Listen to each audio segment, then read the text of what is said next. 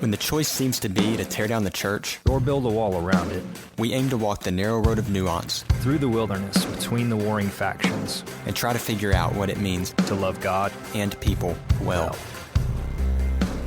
Hello, everyone, and welcome to another episode of the Unbetween podcast. We're still doing this thing, huh? How about that?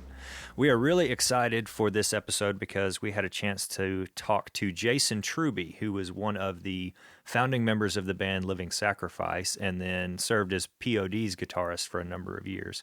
You may have heard him on their single Sleeping Awake that got featured on the Matrix soundtrack. And then he also played on the albums Payable on Death and Testify, which were some of their biggest albums, actually. They were doing quite a bit around that period, and he was a big part of that.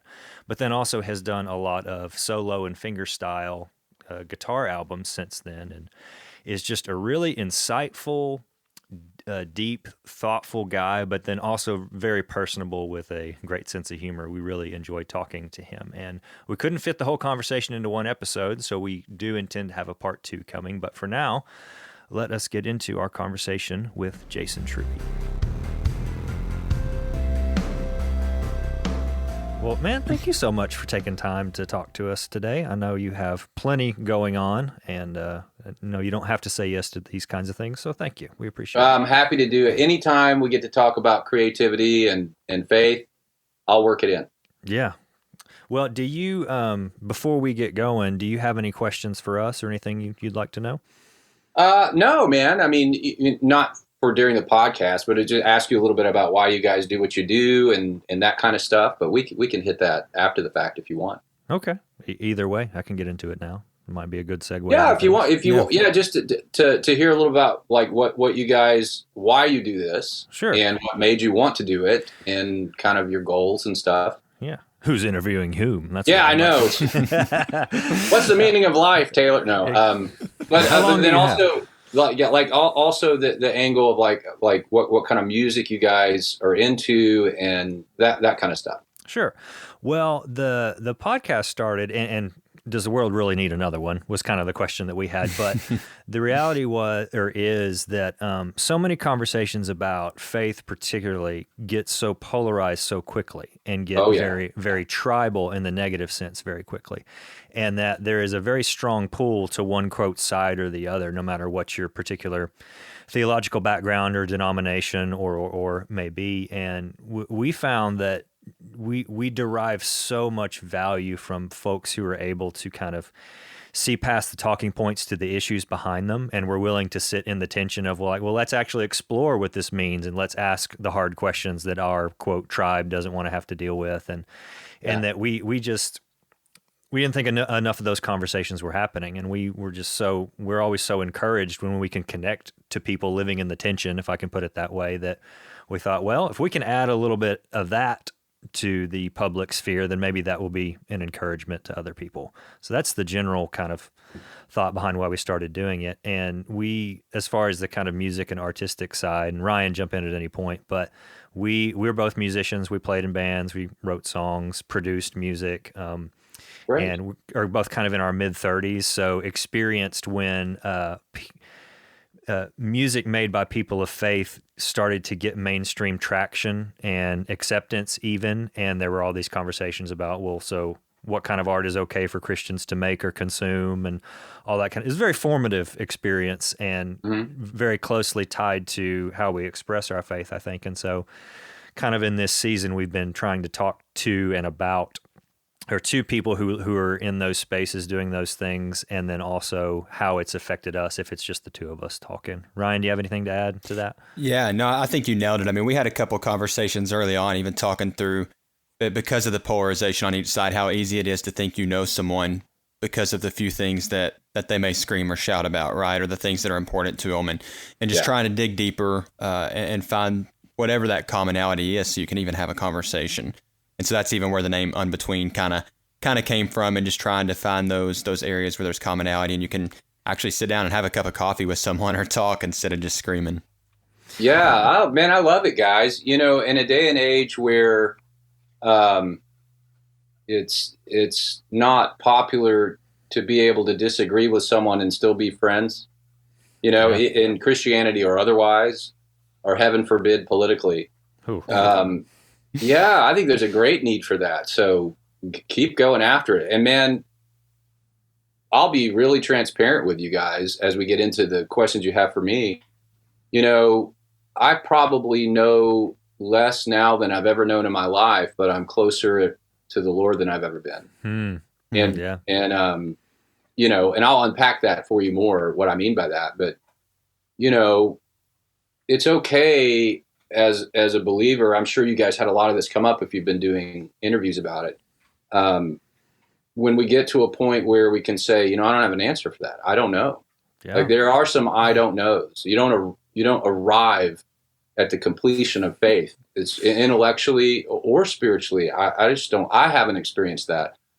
But much like music, it is such a parallel. By the way, you guys are musicians. Like it mirrors our faith. Like the musical journey as a player, as an artist. And then as a believer, I've never arrived, and I dig into it, immerse myself in it, and then there's these I don't knows where faith takes over. And you know the thing about faith, much like music, you have to release some control, and I think that's probably what causes the tension you guys are talking about. Like when I want you to see it my way, and this is my answer for that unknown answer, and then they, you know, want to sit and debate about things when it's like, man, if you know the Lord, just sit in it. And the unexpected is a beautiful, cool part of it. And we've talked about the fact that tension exists in Scripture even. One of my favorite books in the Old Testament is Habakkuk, or however you're supposed to say that, because it's about the prophet of God. He's the guy who's supposed to speak for God. And the whole of it is him going, what? You said this, but it's not happening. And then God says, okay, I'll tell you, but you're not going to get it. And he tells him, and Habakkuk is like, you're right, I don't get it. Okay, I'll be quiet. and that it's not as though this kind of tension is foreign to the human experience. It's always been there, and it's always been a part of the life of the people of God. And so why not be ready for that, and why not embrace it?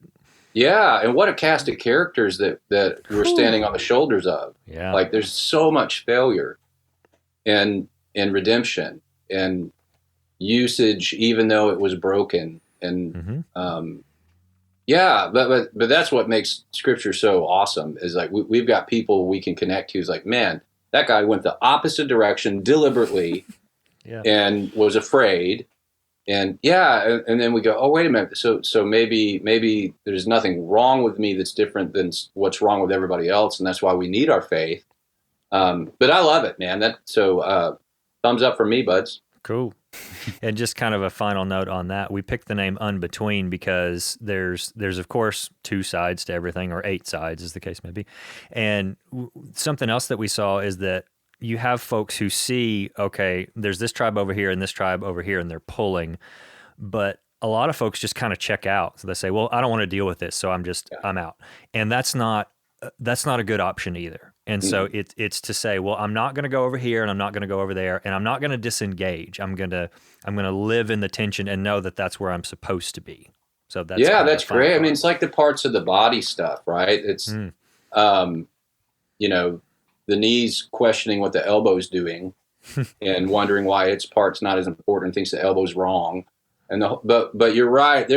In my world, there's a lot of people that are done and kind of use the cloak of, well, the institution, and I'm done with it, right? Yeah. And I'm just going to, you know, sit online and absorb intellectual Christianity doctrine, and they sit and gorge themselves, but they're not a part of a community. And they're not a part of and it even affects their nuclear family. And we're not meant for that. Like, it's kind of like a note. It is meant to be a part of a symphony, period. Like, so, and that's just the way it goes. But, you know, one thing that's cool about that, fellas, is that the Lord he's not shocked by this story about us. And he's not nervous or anxious about it. And he is the resolution to it, and his truth is, and not to start to be overtly spiritual. I don't want to do that to act like I'm better than I am, but I really mean this. Like, he's after us because he loves us. And there's a place that he knows if he can get us to, everything that we're conflicted about disappears.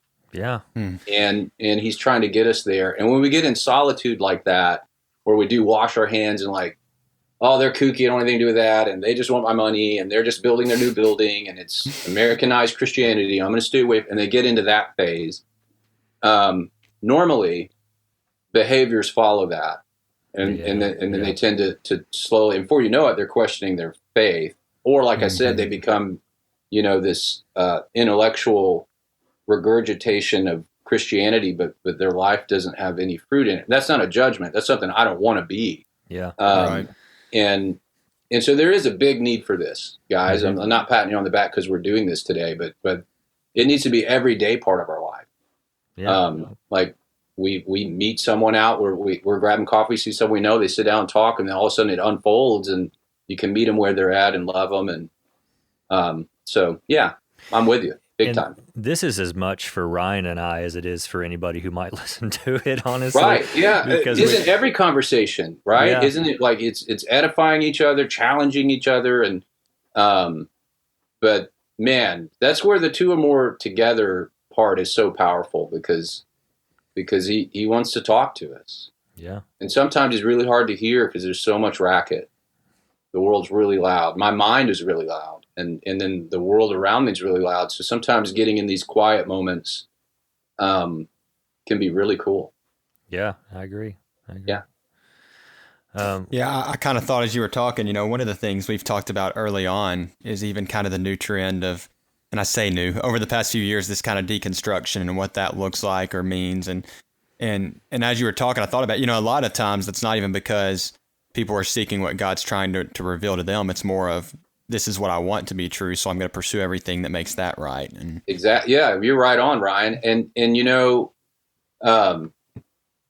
there's one Holy Spirit, and I don't think it's going to give somebody a personal different message than it's going to give his entire body. Although it's very personal, and he meets us where we are. Where I land when it gets into the and I was a questioning kid, by the way, big time. I wrestled with the tough doctrinal questions as a child, and I never got the answers. So it led me on a really interesting journey personally, like the origin of evil. That's a huge topic. Yeah. But where I land now is do you know him? Have you invited him in to be Lord of your life? Regardless if you fully understand that. Have you met him? And if you have, then that's going to be the answer to anything we have a conflict about, period. And often goes against my will because he's pushing me into his, and I've wrestled that, man. But he's loving me into it, just like our kids. If you guys have kids, it's that nature's there, and it's like, don't eat the cookies, man. I told you you're going to get sick. Oh, it's because I don't want you to get a belly. Don't eat them. But I want them. I know. But there's a greater good. Yeah, and that's how he loves us in that. And, I just think there's something powerful about letting someone be wrong and still loving them, even if I disagree with them, and also remaining teachable because I don't have it all figured out. And you might have a perspective of truth that the Lord showed you through a lens that might change my perspective on something intellectually, and I need to be open to that.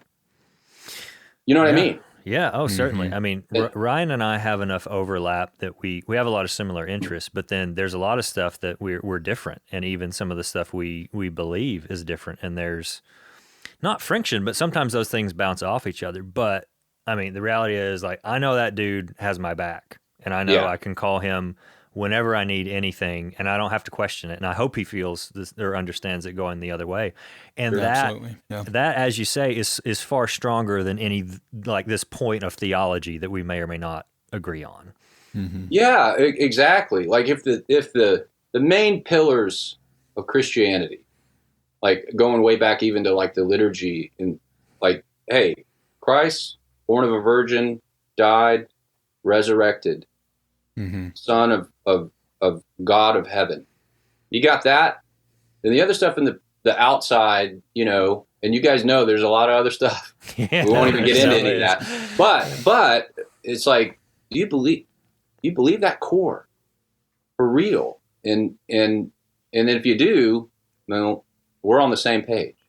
And I think that's important to remember when you are approaching like a quote tribal orbit that isn't yours, and that's the common ground that people may or may not want to find or admit, because folks can get hung up on, well, do you believe this? If you do, I want nothing to do with you. Or do you not believe this? Yeah. And the way you just summed it up is like, well, it's not that stuff doesn't matter, but it's not the thing that matters the most. So maybe let's start there. Yeah. And it's the same thing, and I don't want to get into politics at all. However, with the season we've gone through, I've seen friendships torn apart because how in the world could you vote that way? Yeah. And it's like, what? Like, you do whatever you were compelled to do. That's not my business. Mm-hmm. Do you know Jesus? Yeah. And man, I need him. And this is a cool part of it. And that we can, the just and the unjust walk side by side. And I don't think when you truly encounter and you get a seat at the table and you meet God, you're overwhelmed by that, and it begins to change things in your life, and you're seeking him. I don't think it puts us in a lofty place if it really happens. I think it puts us in a really, oh my gosh, I don't deserve any of this. And he's loving me and changing me. And you can see that in people, that a percentage of that, not in a judgment way, but in like, really quick, is this person coming from a lofty place, or are they coming from a humble place to learn and serve? Because that's what Jesus's model was. And again, not to be preachy, I don't want this to come off preachy at all for listeners, but that's a core element of my life, and which leads to the expression in art, which I'm sure we'll talk about in a second. But that's really it. It's like, man, I realize like how much I'm loved and how much I shouldn't have been loved. And then so I approach any conversation with that perspective. That's very powerful. It changed me. Yeah. It's the how was it C.S. Lewis put it? You were born of the Lord Adam and the Lady Eve, and that is enough to lift the head of the lowliest beggar and bow the knee of the greatest emperor. The great Lewis, man. Yeah, absolutely. He knew a thing or two. Where's the Lewises of our day, man? Come on. But yeah, man, what shoulders we get to stand on, Lewis's shoulders. Man, that's really it. And if you've been in Christendom long enough, everybody knows the things to say. Yeah. Right? Yes. But then when you get it into that, where it's like, man, my gosh, like God looked at the core of me and didn't blink and loved me anyway. And then I get to live the rest of my life on this side of heaven in that reality. How dare I make any other human feel less than they really are? Yeah. You know what I mean? It should change things. It should. And then that's really personal. It's like, it's got to start with the individual. And then how they treat their family, and how they treat their children and their friends, their neighbors, their community, their nation, and their world. And it's hard. Like, wrap it up in an easy package. Like, that's the wrestle. It's like, I've got my will and my perspective, and I'm trying to line it up with God's will and his perspective. And that battle, man, the battle for the soul is a terrible fight. Yeah. I found often it means my will has to go in order to line up with his, right? Yeah, it does. It does, because we all have that stuff, and we all have it. At the highest level, C.S. Lewis, if he was here, would be the first to say, Paul, I'm a wretch. Yeah. And but then you get into it and you immerse, and it's like, man, how can I not want to do what my Lord is compelling me to do? And then your other side shows up, and it's like, yeah, but you're tired, and you want what you're hungry, and and you deserve, it's always there. It's like, come on, man. But then it's beautiful when it falls into place. Yeah. And he always utilizes it, even when we put our will in a little bit, which we do from time to time. And something that I'm having to learn and live in this season of my life is the thing of like, if you love people well, they love you back. And so those things that you hope for, even some of the things, quote, selfishly, or the things that bring you joy that you don't have time for, but when you say yes to the thing he's asking you to do, that stuff, he has a wonderful way of bringing that stuff back around via the people that care for you. Mm-hmm. Yeah, he does. In my personal journey, I've been married for quite a while, 28 years, and married way up. But we went through really challenging time and ended up not being able to have biological children. My wife had severe endometriosis, really painful, and then all of our friends are having children, and we're like, oh man, and it was tough. And then, I tell people the Lord wrecked my life 4 times because we adopted 4 children over the last 28 years. But one of the things that is so cool is like using something broken, and then here's these things, and you pour your life into these kids, and then they become adults. And mine are almost there, some of them. And then the return in that far outweighed the pain in going through it to get it, and it was challenging. And again, there's a thing in life that exactly what you said happens. It's like, okay, there's going to be a sacrifice and a pain on the front end, and it's not fair, and it's going to be tough. And then on the back end, a massive relationship, and life that's changed, and my life has changed, and then that echoes out through all eternity, and it happens on small relationship levels. That's so right. And then they'll be there for me, and I'll be there for them. And then if we think about the family of God in the same way, that it's pretty powerful, because we're setting up, to be together forever. Right. Mm-hmm. Might as well get in some practice. Yeah, and whatever that looks like, I don't know what that's going to look like. I know it's going to be amazing, but but he's setting it up, nonetheless. Yeah. It's interesting. Like you mentioned, standing on other folks' shoulders. One of the reasons that we wanted to talk to you is that you. I mentioned in the first part of the conversation that for us, music was a big part of our. What's the uncliched way to say faith journey? Like my faith started to become. Yeah, there we go. That's better. My faith started to become real for me, or to me, and I know this is partially Ryan's story as well.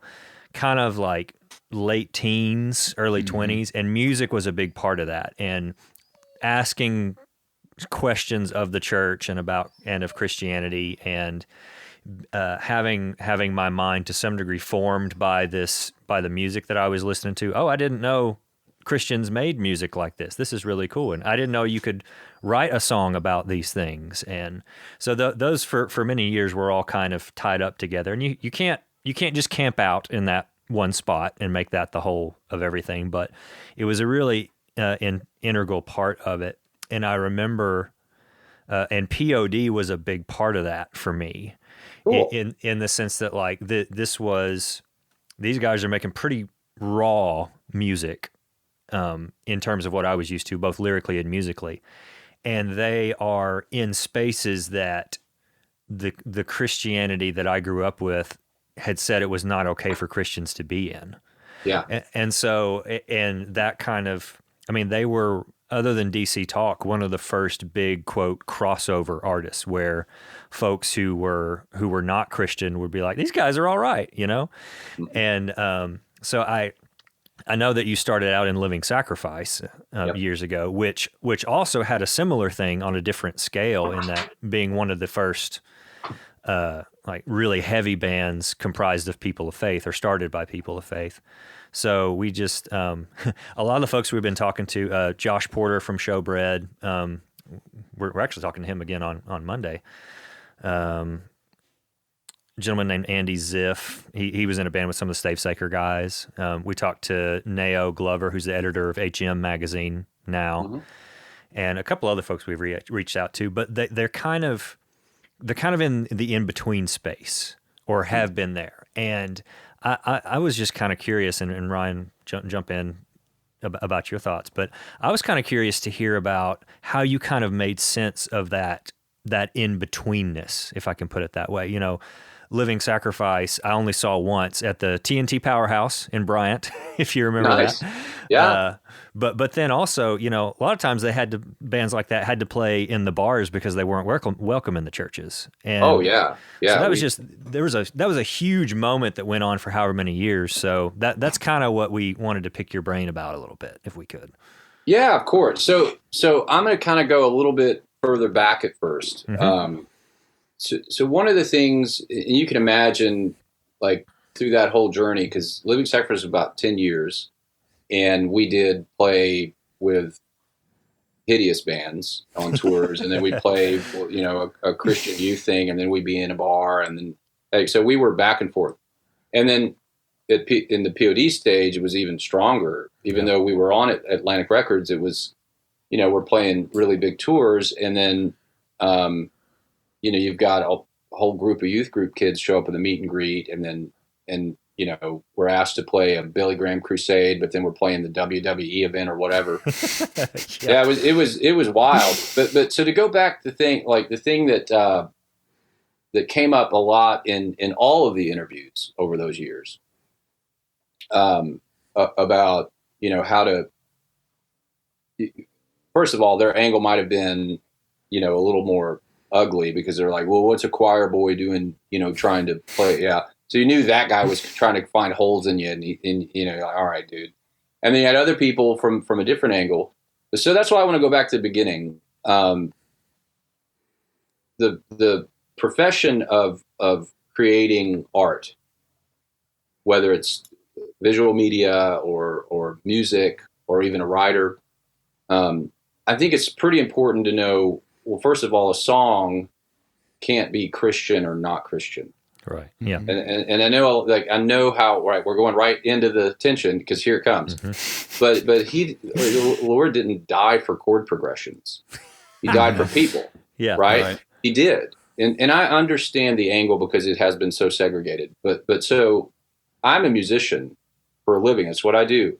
And, you know, seeking excellence in that, and then loving the institution of music and studying it. That's God's creation. And my personal journey, that really is one of the reasons I conceded to deity originally. I won't get into all that, but it was the patterns that I saw were incredibly parallel to the Bible. The 7 modes of music, the 7 days of creation, the 7 light, you know, colors on the light spectrum, and this pattern. And then it all pointed to, like, this had to be a designer. And that was really personal to me. So the idea that, you know, if I was a plumber, and someone judges my work based on how much faith I professed at the time I was doing their plumbing, you know, that used to really irritate me. It's like, well, what about let's talk about my work. Yeah. And then you want to talk about the faith, we'll talk about the faith. That being said, as a believer, it's going to be woven in and through everything we create and everything we do. And then you're on a platform where you're professing this stuff at a high level. So I need to make that backdrop pretty clear on my thinking going into all that. Then all of a sudden you've got this group that says, well, you know, you can't play music that's heavy. It's like in the old days when the tritone, like, they thought it was evil. And so like, that church came against that, can't do that. As if a note could be evil. Right. So if somebody wrote a poem, and it was a beautiful poem about the sunset and how much they love someone, and it happened to be a believer, but it didn't mention deity, you know, where do you put that poem? So I think that the main problem is the need for all of us to categorize what something is, right? And so this will be in the gospel section of the music store, because it mentioned Christianity. This will be in the religious section because it mentioned Buddhism or whatever. So I kind of, we accept that people are going to do that. And then you kind of throw all that off the table, even though we just went through it all. You're like, none of that matters. What matters is, am I personally obedient in the moment, as a musician, to the laws of music theory, to myself in creativity, and to the Lord in what he wants me to present in it. And then what was it for? Like, was I specifically writing this so that I could, have cheerleading Christianity? Sorry for the, like, was that Oh, my man. motive behind it? Yeah. Oh, that's Yeah. a line. Or, Whew. yeah. Or, was I chasing a genre and then I'm just doing the Diet Coke version of it and it gets on in the Christian stores? Daggone, man. Yeah, no, and I mean, I know I'm hitting hard, but No, it's you're tough. right, though. Yeah. And then it's like, oh, well, where's the integrity in like any song? Okay, any song that's ever created, and I say this with a lot of my students, like, listen, is it honest? Regardless of the subject matter, and regardless if it was personal to you or not, are you writing honestly? So, and then the listener picks up on that, like, Oh, yeah. yeah, Totally. you'll know really quick. And then so if you're honest in that moment of creating it, and it's like, yeah, I have my taste, I have my slant, if somebody came in and we're going to write a jazz song, then I know that's the content. We're writing jazz, and I need to be affluent in that, and I need to play like I'm playing for the Lord, even if it's not going to be played in a church. And then if someone comes in and says, well, I have this song and it's specifically about Jesus and about my faith, then I need to be aware of that content and the structure of it and the purpose of it and be honest about it. And then as it goes out into the world, how they take it or don't take it at that point is out of my hands. Mm-hmm. And shouldn't even really matter. Although we want to eat, like, so the other part of it is, okay, this is something I do for a living, and so I have to feed my family. But if you do the first part of that right, and this is just my opinion, you do the first part of that right, the other stuff will happen, and it won't be perfect, and that's okay. But when you finish a tune, that's like, man, that was it. That was really cool. I really dig that, and it happened to be folky, fingerstyle, whatever. Then great, and all the heavy fans aren't going to like it. That's okay. And then it's about faith. So the people that don't like faith aren't going to like it. The people that faith do. But it doesn't matter at that point. You put the bread on the water and move on. So that's kind of like the that in a nutshell. But then on the personal side of it, there's this growth that happens as a musician, an awareness that happens, and the beauty of music, like the importance of melody, for example, like how important that is, because that's what people connect to, and know that I'm here to serve people and give them all that I possibly can in it, so they leave with something, not just so that they'll download the song, but because, man, this meant, like, this was painstaking and really cool and landed in a spot, and I spent time with it. I didn't just try to quickly tickle their ear and move on. And then you get into all the other parameters of that, which are personal taste and, and then you get up on a stage, like when we were young and Living Sacrifice, screaming, yelling Jesus at the top of your lungs. You've already made a pretty big divide there, where it's like people are either going to hate it or love it. Yeah. And you get people's attention. And we were zealous, by the way, back then, and in a really cool, innocent way. Yeah. And then you get in more of a business format that we were with. You get this huge label that it has expectations, and you have a fan base that is. And then I joined a band that already had a style, so I had to really work hard to morph to what they already had, inject my personal opinions about, like, content, and that was a juggling act. Yeah. And then, but if you go into that knowing, okay, no matter what I do here, there's going to be some people that are going to be against it, because I didn't say, the pillars of Christianity in the song enough. Or you're going to have people that say, you shouldn't have said it at all. I'll give you a great example, and then I want you guys to follow up. I did an album right after I left P.O.D. called Entropy. It was the first kind of, like, it's more like, I don't like the word progressive, but it was a progressive rock album stylistically. And so I sent it to a pretty big major label, and this was their response to it. And I didn't know whether it was an insult or what, but they sent it back and said, well, it was really good. I was like, oh, great. But then they said, but it's too cerebral for the Christian market, and it's too faith for the secular market. We can't carry it. And so at first I was like, dude, well, at least they listen to it. But that said something to me about the way people perceive the art.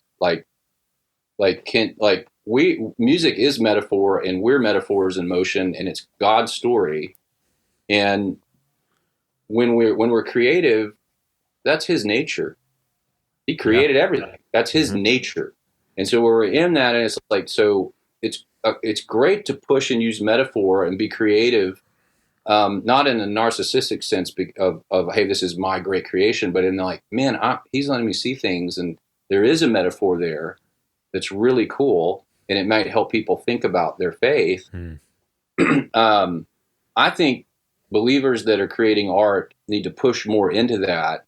Again, not so much about themselves, but in that I'm going to get into the nature of my Creator, and He created with metaphor, and He's telling His story in everything we see, and He's telling His story through my life, through nature, through all of it, and it's not as simple as just the quick, Hosanna in the highest, even though that's powerful and important. And then He may be giving to you as you create something because He has a specific group that He wants to talk to, and we don't even know it. And then other times it might be point blank. And I've written some that very much are simply like the profession of my faith in music, period. This was who Jesus was. This is what He did. And this is how it affected me. Other times it's, wrapping up a story of the struggle in my life, and knowing that struggle might not be specific your struggle, so I need to use metaphor on what that turmoil would be, and then capturing that musically. It's harder than people think, by the way. Yeah, and I think it's interesting, even that word, because we've talked on other episodes, and I don't know, I probably could have framed this more eloquently, but I think sometimes as Christians we get lazy and we don't want to think. We just kind of want to let it be. And even to the point, we talked a little about theology earlier. There's a vast number of people who don't even want to study the nature of God because their view is, well, I'm going to get too wrapped up in that and not do what I should be. And now whether that's a cop out or not, but I think we're supposed to seek more and to explore what God's nature is and let that shape what we do. Yeah, man, because he created our brain, and He made us in His image. And that's, I know this is a little weird, but I mean, that's where we reside. And so our brain is where our mind lives, is where our spirit lives. And that's how it connects us to this whole reality we're in. And that can be like kind of kooky sounded, but that's, and he's talking constantly all the time, all around us. And I think it's our ability to put that lens on and go, okay, what are you trying to show me here? Again, it's so much like music. It's like, okay, well, I got my block open chords and I'm good. Oh man, well, there's a limitless amount of progressions and emotion and work. There's like, okay, well, I got to work on. I'm going to put a 7 and a 9 in a chord, and that's going to be a little harder. And then I'm going to work that in, and I'm thinking about it. Again, not for my own intellectual stimulation, but because, man, He made this. This is really cool. And it's going to take work, and it's going to take hours and thousands of hours, by the way, of playing. But then in that, you get this deeper sense of, man, there's not an end to this. This is really cool. Yeah. And I don't have to try to swallow the ocean at one time, but He wants us to immerse ourselves in it. Yeah, and anyway, and then talking to other artists, how to present that without it sounding arrogant or elitist, because you can go in the deep water. And I normally put it like this, even though it's really childish. Us as artists, it's like, okay, so they can't go in the ocean. So we go in the ocean, we get the scuba gear of our hard work and go in, and then we come and share it with them.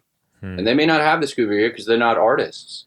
And we don't grab all we can and show them everything we know because we're insecure, which we've all been through that. So I'm going to show them every lick I know, and I'm going to play everything. But then this maturity comes in as like, man, I've got the privilege because I put in this work and I've learned how these cool secret places are and then I can bring it back and share it with everybody. And then the young ones that are trying to get in the water too soon, and then I can help them do it. And then all of a sudden somebody takes me that's gone deeper. And the next thing you know, it's like we're all enjoying the ocean. So there's something I noticed this week. I've been revisiting a lot of the albums that you've been on, and this morning while I was working, I was listening to Mapping the Invisible, which is your most recent full solo album. Is that right? Up to date, yeah. Yeah. And sometimes when you go to instrumental guitar music in particular, you can, it seems to me there's this very obvious feeling on the part of the artist to show you everything he or she can play. And it's like, look at me. Yeah. And in listening to this album, it's not that there wasn't any virtuoso playing on there, but it seemed to me that it was more about creating an atmosphere. And I almost likened it. I found myself reminded of film scores that I've heard. Yeah, exactly. I'm glad you listened to it, man. So it illustrates what you just said, that at a certain point, it stops being important that you need people to know how proficient you are. And it's more about serving the song and the song's purpose. Yeah. Well, if you think that's great, man. And I'm glad you picked up on that. The idea, maybe even the reason he gave us music, is it's a scalpel to get deeper than words can, or to back words up and put them in a deeper place. That's why film scores are so powerful. But at its core, it is simply emotion. And God created those emotions. And there's not just one or two of them. There's these ethereal emotions that we don't have words for. There's grief, which we've been through it. It's like heavy. There's a weight to it. There's bliss, there's joy, there's pain, there's life, there's death. And all these emotions, and then here's this language he gave us beyond our verbal language that can spark that in each other.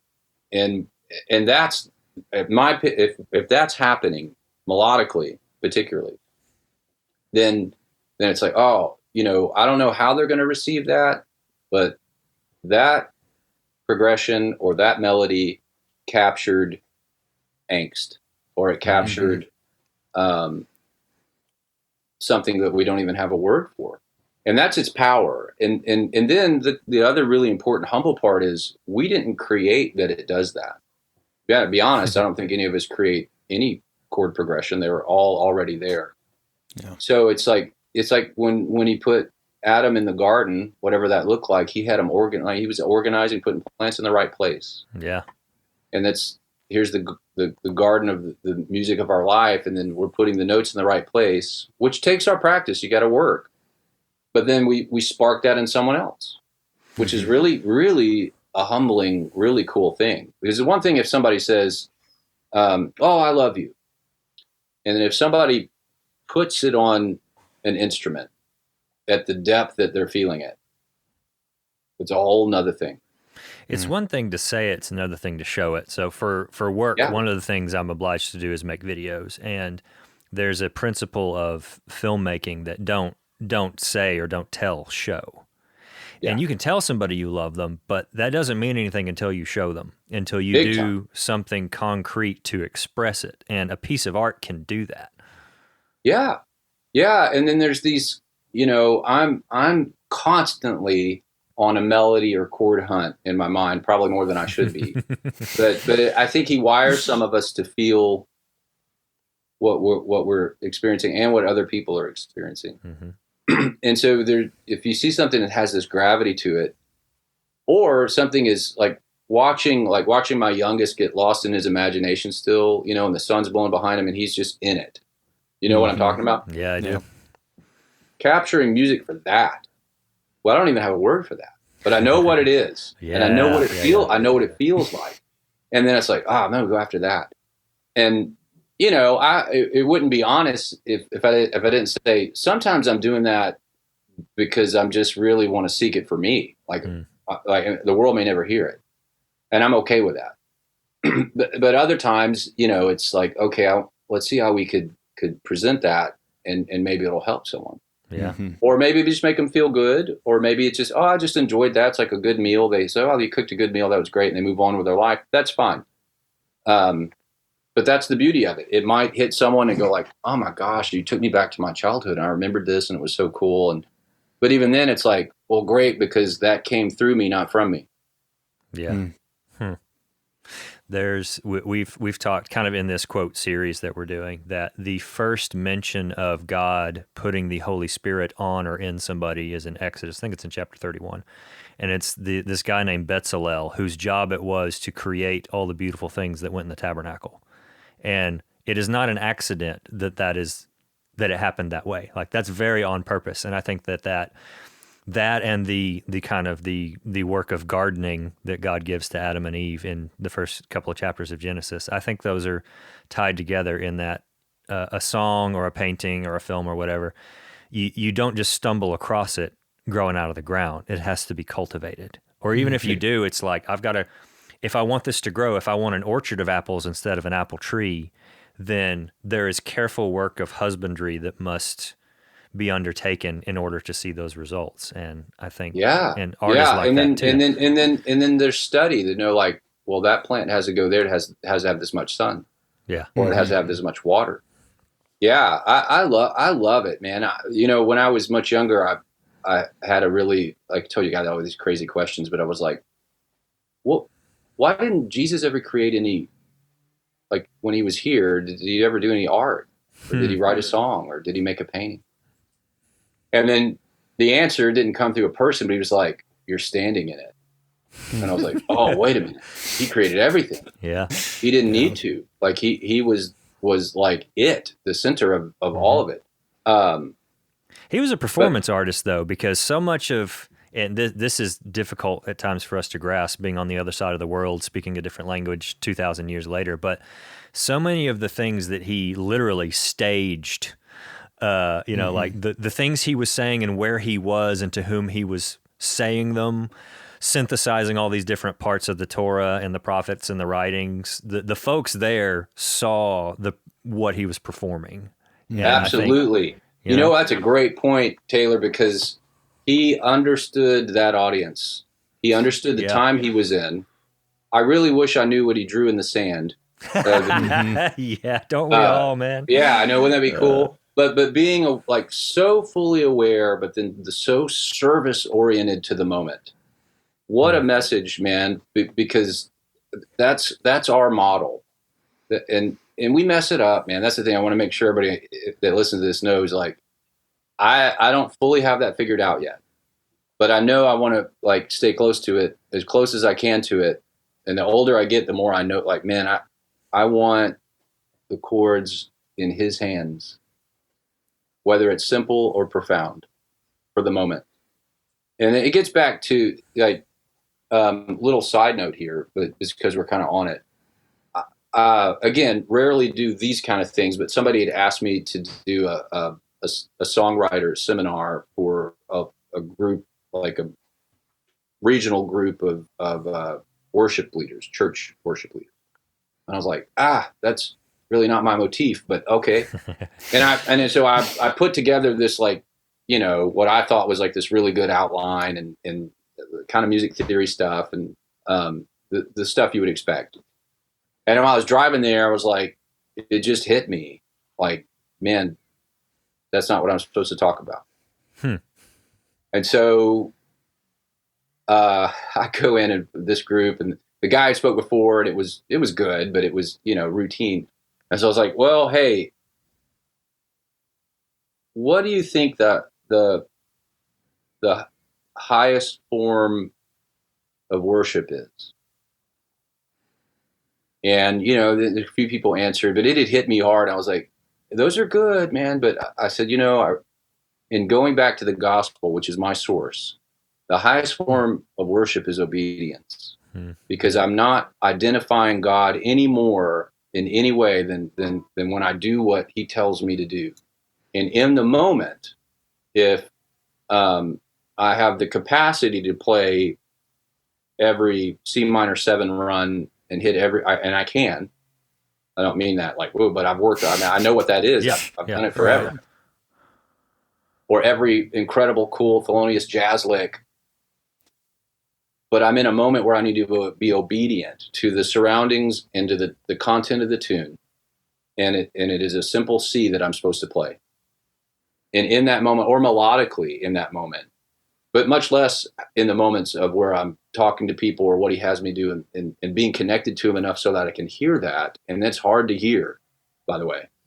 But so the obedience in that moment, you know, yeah, we had a really great after talk after we were done because they're like, well, we want to talk about some of these, they call them weird chords. There's no weird chord. There's just harder chords that have cool things in them. But I was like, you know, you don't have to put that in every tune, but that obedience part, if I'm in the moment and I don't have that spice in the cupboard and I'm supposed to go color it up and I don't know how, I need to go and work, you know, get back to the source. And so you have the study of the gospel for your faith.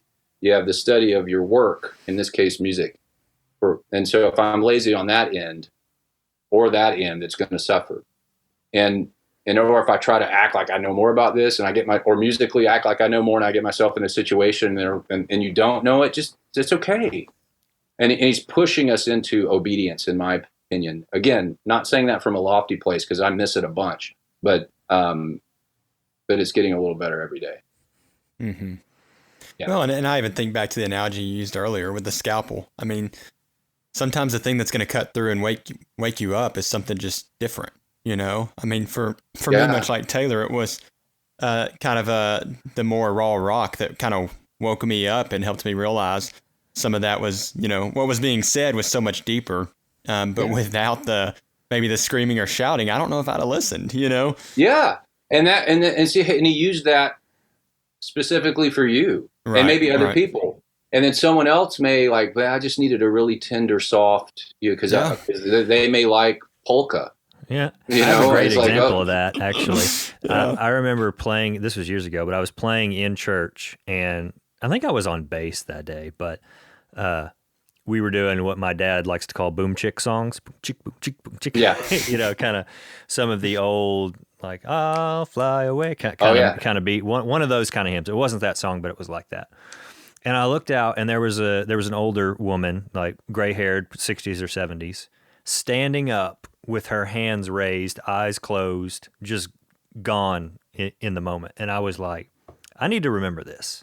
Yeah. Because even if this doesn't speak to me, there are people out there that this is what God used to get their attention. And it would be really selfish and unkind of me to look down on the thing, on the art that God used. And it's difficult on the one hand when you're pushing for excellence, because I do think there's a lot of, quote, Christian art or art made by Christians that doesn't cut the mustard, if I could put it that way, and that we should be pushing for excellence and depth sometimes when we don't. But that said, I can't let that get me to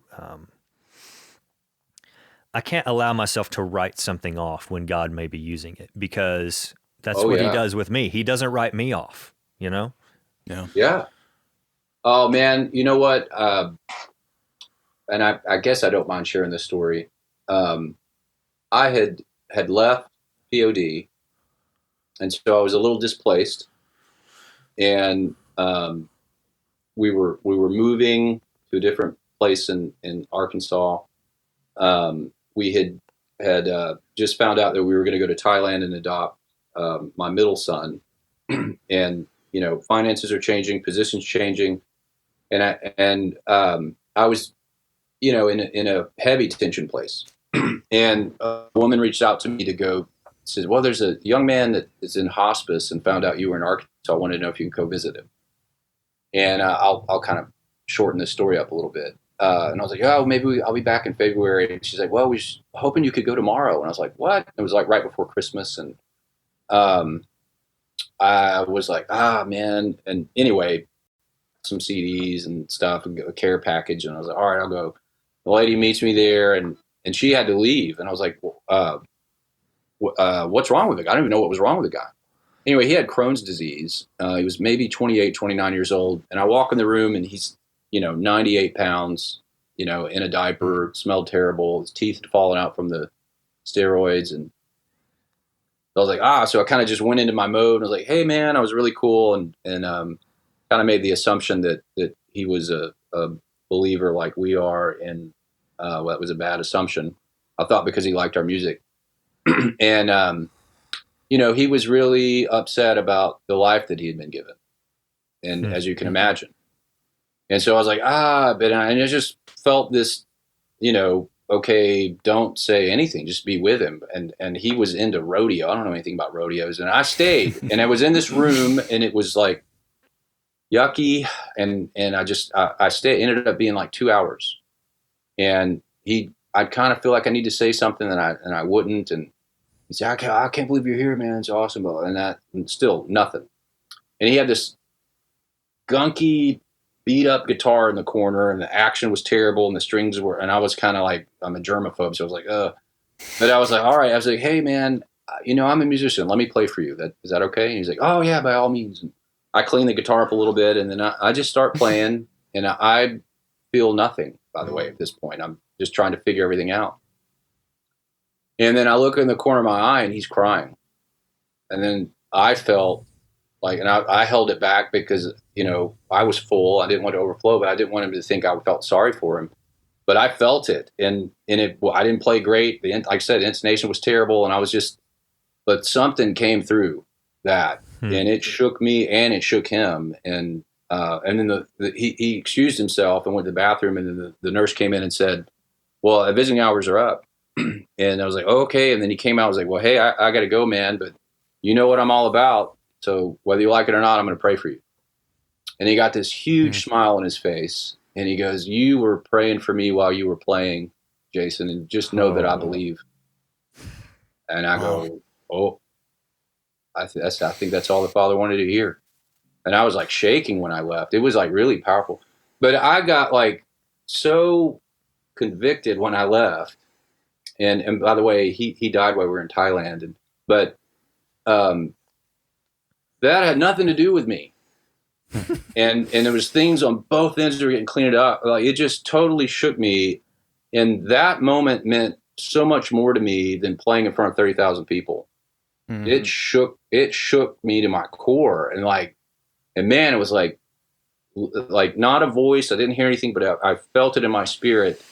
The things I want you to do for me are more important than the way they're going to be perceived by anybody else. Trust me. And it shook me, and it changed the way that I move forward from that point on. I don't even know what to say to that, man. I saw P.O.D 3 times, and I know that you were playing 2 out of those 3 for sure. Oh, cool. One was in Myrtle Beach with Blindside and Hazen Street and Lacuna Coil. I don't know if you were on that tour. Okay. Yeah, 2005 or so, or 6, 4 maybe. or 5. Yeah. Mm-hmm. Another was on the Warriors Tour 2 with the Chariot and Maylene and Pillar. That was a little wilder group. Yeah, it was. That was a good show. But the other one, I think this may have been the first time, was at, I think it was Alltel Arena at the time in Little Rock with Linkin Park and Story of the Year and Hoobastank. Yeah, man. That was my homecoming. It was. And the reason I bring that up is because that I can imagine that was quite a moment, because Sonny of P.O.D made mention of the fact that you were from Arkansas and that this was a big deal. So I was just thinking about, being there, and place is full, crowd goes off, all that kind of thing. But that to you, and I'm sure that was a big moment, but that's not the story that you chose to tell us right now. Right. Yeah. Well, you understand why. Yeah. And that was, by the way, that doesn't belittle the other moment. No. Because I think he utilizes all of it. Mm-hmm. But the other one hit me a little different. Yeah. Yeah, man. And you know what's cool? And I have to say this. There were moments that happened, you're kind of detached because there's 30,000 people out there, and I'm probably only going to physically meet 100 of them. Right. So it's really about the music and connection. And by the way, there's nothing wrong with entertainment. Like sometimes, hey, this is just a cool tune. I'm just going to jam it because it's fun. Like there's an old Herbie Hancock tune. Let's jam. But I don't remember where we were, so sorry. But the guys would have me do this little, like I did a tune called Eternal. It was an instrumental tune on the first P.O.D album. Mm-hmm. And I would do a little bit of that live as a segue by myself. And it's, an instrumental guitar piece. And and this is the reason I mentioned this story, because I think it's interesting. I was in the wrong headspace and, just going through the motions, playing very specifically, playing good, but I didn't feel anything from it. And we go backstage, and there was a few people that came visit, and this girl came, or young lady, she was probably in her 20s. And she goes, when you were playing that all by yourself, it made me cry. I was like, oh, in a good, I was joking. She said, we're just off the cuff. I was like, well, because it was messed up. She was like, no, I don't know. It's like something hit me. And again, I made the same mistake. I was like, well, maybe she's a believer. Maybe there was something. And I go, oh, well, maybe God used it. And she goes, oh, I don't believe in God. And I was like, oh, well, maybe he believes in you. and we just had this really cool moment. But in my mind, it was like, I didn't feel anything. It wasn't about me. And he's always teaching us that, right? And but something happened there that was really cool. And I needed to be more focused and pay attention. And that was a cool moment. But the first one I told you about was, just how sometimes he uses those things to wake us up to the bigger picture that we're a part of. And that story really affected me. I think about it a lot. And that's why I don't mind sharing it. But that's the power of, I think if I would have got on and just started doing a blues jam for that guy, just for fun, I don't think it would have had the same effect. Or if I'm going to show you I like this cool lick, so you think I'm good. Mm-hmm. To be honest, I think I played like an old Keith Green tune that he had never heard before. Just because I was trying to think of things, and I was just fiddling and playing through it. And but that's the power of it. And I think all that would be a good way to sum it up is if we're present and available in the moment. And I think we can be present but not available, or we can be available and not present. And he taught me a lot through that. That's great. I mean, even so many of the people that we consider heroes of the faith, that's all it was. It wasn't some, greatness they had. They were just there and listening and not always joyful about it, but God used them. Yeah. In big ways. Yeah. And it's not perfect. Yeah. And I think it's okay. Like, as far as musicians, and I talk like this because you guys are musicians, to think that there's never going to be a half step off on accident. I mean, and when it happens, it's like, dude. And I'll always try to jazz it up, hit it a couple more times, and weave it in to try to cover it up. But those are going to happen. But the cool thing is, the more and it happens in our faith life, but the more we walk it out and the more we do it, the less they happen, and the more we know how to react to them when they do. And it's not our identity. So all of a sudden my identity's, because I had an off night, now I'm off. Mm-hmm. Or I wasn't good enough, so I'm not good enough. Or I was really big and I had this hit song, so I'm really big. And man, that's a trap for Christian artists. Man, let me tell you, dude, that is a trap. Your identity cannot be in what you create. Or you're setting yourself up for pride or grief. But it can be right beside who you are, and it can be excellent. And then we can take compliments and just say thank you. I worked really hard on that. I'm glad you liked it. As opposed to leaving with, in your mind, because I'm so good, right? Because we're not. We're not. And then you can't compare to, well, this guy's so good. If I could just get that good, if I could just play like that guy, if I could just write like that guy. Well, that guy's got some other guy that, there's session players I've come across that are like, nobody will ever know. And they're like ridiculous. And you just go, wait a minute, it's not about that. Am I being the best that I can be? And know that the only reason I'm able to do any of it is because he allowed me to be alive. And but all this stuff's really hard. It's easy to say. It's really hard to do because we wrestle that, like, we all have insecurity. You put something out there and someone says it sucks, then it's like, oh, dude, I worked hard on that, But then as you grow along, you're like, somebody's going to hate it. It's okay, And I have to remind myself, there's a chance it does suck, and maybe I should practice more. You know what? Being able to have a player, and that's the great thing about teaching, because I teach a lot now, I learned more than the students do, because that whole process of like, hey, you can gently carry someone into the truth without making them feel like garbage. All right. That's a wrap, at least on part 1. As you can tell, we really enjoyed talking with Jason. He had so many insightful and really profound things, I think anyway, to say, and we are looking forward to getting into part 2 of our conversation with him. In the meantime, we'd love for you to connect with us. We're on social media at Unbetween Podcast or at Unbetween Pod on Twitter. You can shoot us an email at unbetweenpodcast@gmail.com. We have a few other interviews coming up. We're interviewing Josh Porter about his book that is set to come out within the next week, I believe. So that conversation will be dropping in the next week or 2. And if there's anybody you'd like to hear us talk to, just let us know. And as always, thank you for listening.